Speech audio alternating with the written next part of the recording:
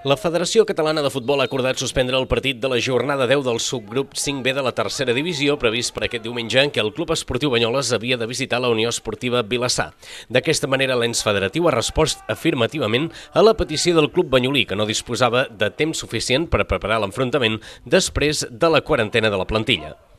El club va detectar dimecres de la setmana passada un cas de Covid-19 entre la plantilla, al qual s'hi va afegir un segon cas en els testos efectuats dijous. La resta de jugadors que hi havien estat en contacte van haver de fer, tal i com marquen els protocols, la quarantena reglamentària i la federació va haver de suspendre el derbi entre el Banyoles i la Unió Esportiva Figueres de diumenge passat.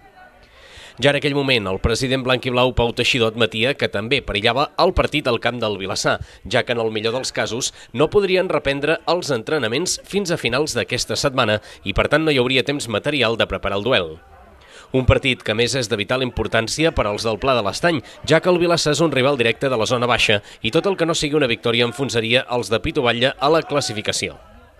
Amb aquest ajornament, el Club Esportiu Banyoles tindrà ara 2 partits pendents que haurà de recuperar quan sigui possible, tot i que de moment no hi ha noves dates confirmades. A l'espera de notícies al respecte, l'equip banyolí ja no tindria cap més partit fins passat les festes de Nadal. Seria concretament el 10 de gener, quan rebria a casa la visita del Cué, al Sants, en un altre enfrontament vital.